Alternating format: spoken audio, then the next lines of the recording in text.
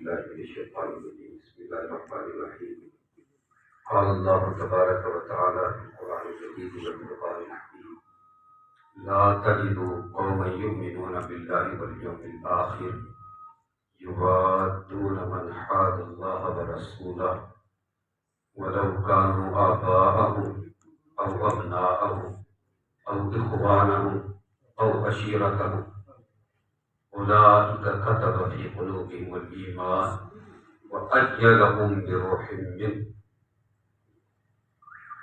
وقال النبي صلى الله عليه وسلم لا يؤمن أحدكم حتى أكون أحب إليه من والده وولده والناس أجمعين أو كما قال عليه الصلاة والسلام۔ جمعیت علماء پاکستان بھاولپور کی زیر اہتمام 19ویں سالانہ تاجدار صداقت کانفرنس زیر سرپرستی استاد العلماء خطیب پاکستان حضرت علامہ قاضی غلام ابو بکر دامت برکاتہ عالیہ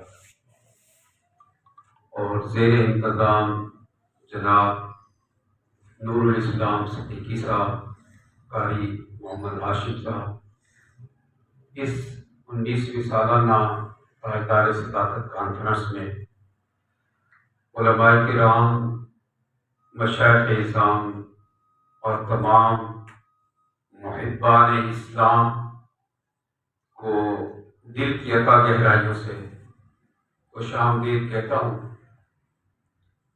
تاجدار صداقت کانفرنس منعقد کرنے کا مقصد تذکرہ صدیق اکبر رضی اللہ عنہ، اور تذکرے کا مقصد کیا ہوتا ہے کہ جس چیز کا بار بار ذکر کیا جائے وہ چیز دل میں قرار پا جاتی ہے۔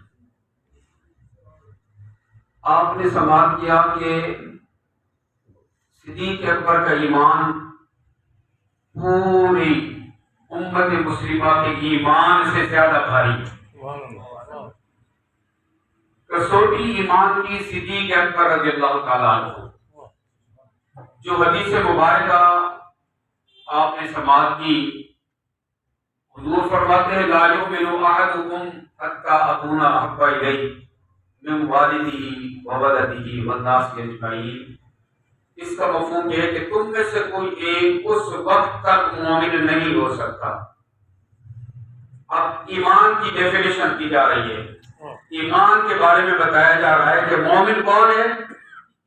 کوئی بندہ مومن ہونے کا دعوے دار ہی نہیں ہے، کوئی مومن ہو ہی نہیں سکتا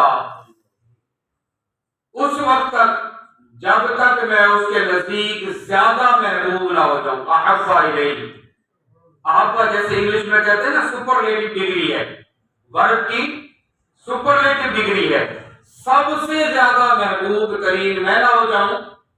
کن سے؟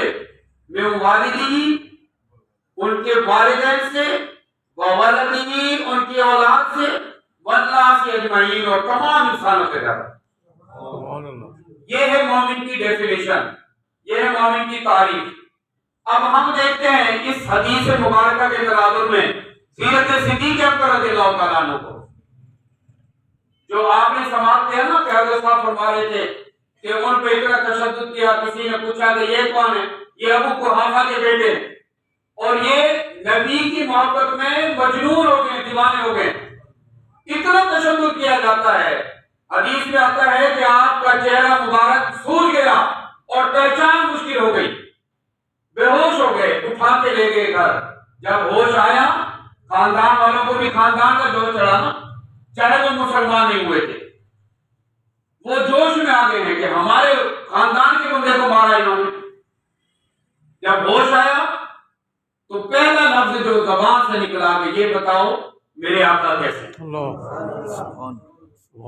اپنی ذات کی فکر نہیں ہے کہ سارے تاریخ میں یہ لکھا ہوا ہے حدیث میں کہ اس وقت یہ جو بنو تیم تھے کہتے تھے کہ اگر یہ مر گئے تو ہم انتقام لیں گے، کہ جنہوں نے مارا ہے ان سے ہم قصاص لیں گے۔ لیکن جب یہ بات سنتے ہیں کہ یہ بتاؤ میرے آقا کیسے، تو دیکھو جن کے پیچھے یہ ہوا ہے، پھر ان کی بات کر رہے ہیں، وہ ناراض ہو کے چلے گئے۔ اگلی بات یہ تو اپنی ذات سے زیادہ کن کو محبوب رکھا ہے؟ اپنے محبوب کو. پھر ایک موقع آتا ہے والد نے حضور صلی اللہ علیہ وسلم کی شان اقدس میں کوئی ایسی بات کہی جو ناگوار گزری. والد کو زوردار دھکا مارا، وہ گر گئے. بارگاہ نبی میں پہنچے، یا رسول اللہ ایسا ہوا، آپ کی شان میں گستاخی کی، میں نے دھکا مارا اور وہ گر گئے. ابھی حضور صلی اللہ علیہ وسلم کوئی بات کہنے والے تھے، اللہ نے قرآن نازل کر دیا. سورہ مجادلہ کی یہ آیت نمبر 28 سپارے میں اللہ تعالیٰ نے فرمایا تم میں سے کوئی ایک مومن نہیں ہے، لا تجد قوما یؤمنون، ایسے گروہ کو تم پاؤ گے نہیں کہ جو ایمان والے ہوں. کون؟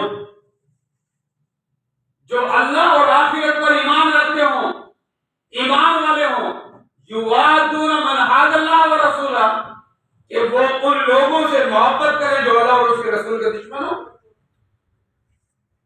ایسے مومن تم نہیں دیکھو گے جو ان لوگوں سے محبت کریں جو اللہ اور اس کے رسول کے دشمن ہیں. وَلَوْ كَانُوا آبَاءَهُمْ، چاہے وہ ان کے باپ ہی کیوں نہ ہوں. من والدہ، اس طرف اشارہ یاد ہے نا حدیث، چاہے وہ ان کے باپ ہی کیوں نہ ہوں. او ابناہم، یا ان کی اولاد کیوں نہ ہو. او اخوانہم، یا ان کے بھائی کیوں نہ ہو. او عشیرتہم، یا ان کے خاندان والے کیوں نہ ہو. اللہ اور اس کے رسول کے دشمن ہیں تو یہ ان کے دوست نہیں ہو سکتے. یہ ہے ڈیفینیشن مومن کی. اپنا ایمان کیسے بنانا ہے؟ جیسا صدیق اکبر کا ایمان ہے. اپنا عقیدہ کیسا رکھنا ہے؟ جیسا صدیق اکبر کا عقیدہ ہے.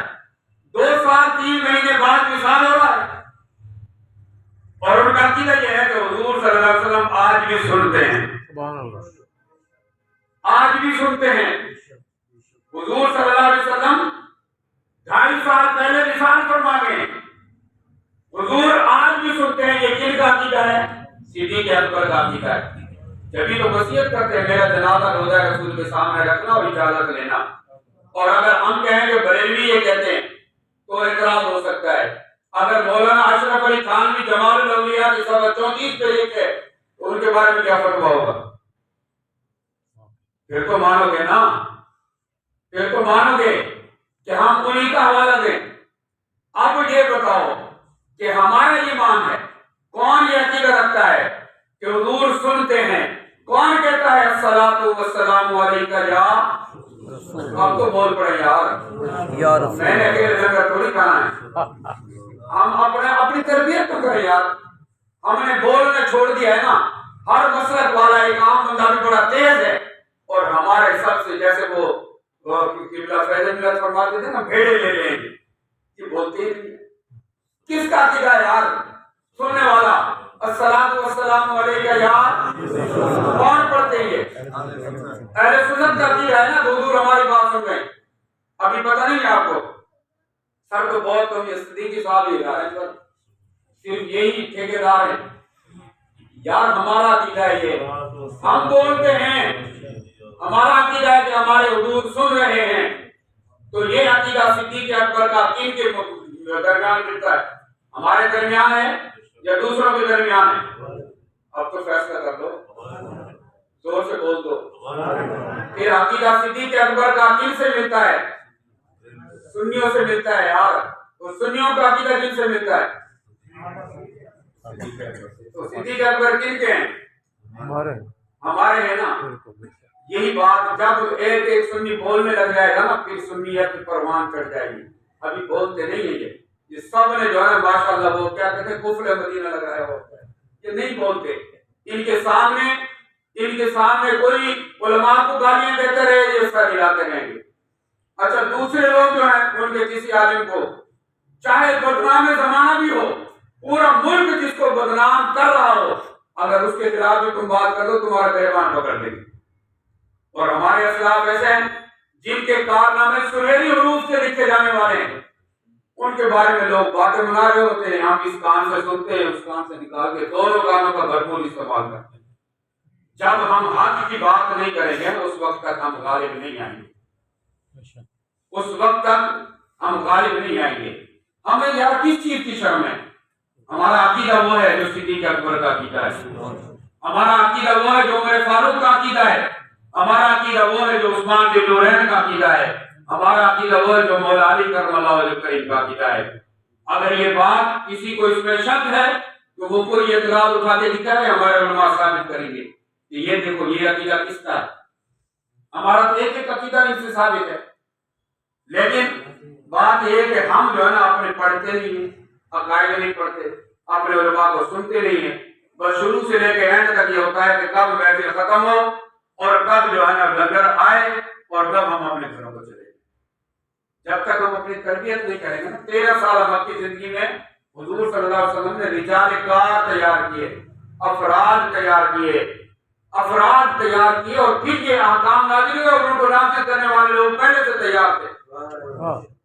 اب رجال کار نہیں ہے، رجال کار ہوں گے تو یہ نظام چلائیں گے نا، رجال کار ہوں گے کون سے؟ جیسے حضرت قبلہ فرما رہے تھے نا کہ 2 درہم ان کی 2 درہم تنخواہ، اس میں سے کہتے ہیں کہ ہاں اتنی بچت ہو سکتی ہے، بیٹی کے بغیر گزارا ہو سکتا ہے، اور بیٹی یہ چیزیں میں نے لی تھی بیت المال سے، یہ واپس کر دینا۔ آج پورا ملک جو ہے نا وہ توشہ خانہ۔ ابھی آپ کو یہ سمجھنے کی ضرورت ہے کہ توشہ خانہ اور بیت المال ایک ہی چیز کے 2 نام ہیں۔ آج توشہ خانہ سے ہڑپ ہضم پورا ملک چیختا ہے، لیکن وہاں توشہ خانہ میں ہم نے یہ چیز لی، یہ کمبل بیٹی میں نے توشہ خانہ سے لیا تھا، یہ واپس کر دینا۔ یہ ہے نظام اسلام، یہ ہے نظام مصطفیٰ۔ تو ہمارے سامنے مثالیں موجود ہیں۔ within 30 years 30 سال کے اندر دنیا کا نقشہ بدل گیا تھا۔ آج 75-76 سال ہو گئے، ایک پاکستان کا نقشہ نہیں بدلا ہے، 2 حصے تو ہو گئے، پاکستان کا نقشہ نہیں بدلا گیا۔ وہاں 30 سال میں 24 لاکھ 26 لاکھ مربع میل پہ نظام بدل جاتا ہے۔ یہ کیسے ہوا ہے؟ یہ وہی 2 درہم تنخواہ لینے والوں کا کارنامہ ہے جنہوں نے اپنے آپ کو حضور صلی اللہ علیہ وسلم کی محبت میں ڈھالا۔ آج بھی اگر ہم چاہتے ہیں کہ ہمارا یہ نظام درست ہو جائے، ہمارا نظام اچھا ہو جائے، تو ہمیں بھی وہی سیرت صدیق اکبر اپنانی پڑے گی، اس کے علاوہ کوئی اور چارہ کار نہیں ہے۔ ہم لاکھ نظام بدلنے پاکستان کو 49 سال سے میں یہ دیکھ رہا ہوں۔ میں نے ایم اے ہسٹری بھی کیا، الحمدللہ تاریخ پڑھی ہے میں نے، میرا ایم فل بھی پاکستان کی کانسٹیٹیوشنل ہسٹری کی۔ ان 76 سالوں میں ہم نے ہر 10 سال کے بعد نیا نظام بدلا ہے۔ کبھی پیڈی سسٹم آیا، کبھی یک ایوانی، کبھی 2 ایوانی مقررہ آئی، کبھی یہ یونین کونسل سسٹم آیا، کبھی کچھ اور سسٹم آیا، کبھی ڈپٹی کمشنر سسٹم تھا، کبھی ڈی سی او سسٹم۔ ہر 10 سال کے بعد کوئی نہ کوئی تبدیلی دیکھتے، نہیں یہ ٹھیک نہیں ہے، وہ ٹھیک ہے، وہ ٹھیک ہے۔ یہ نہیں دیکھتے کہ وہ نظام لا کے لگا دیں، نافذ کر دیں کہ جس نے 10 سال کے عرصے میں پورے حجاز مقدس سے پاک تک اسلام کی شمع روشن کر دی تھی۔ اور وہ ایسا سسٹم تھا کہ فرات کے کنارے پہ کتا بھی بھوک سے نہ مرے، یہاں تو انسان بھوک سے مرے، اپنے بچوں کو اپنے ہاتھوں سے قتل کر کے خودکشیاں کر رہے لوگ۔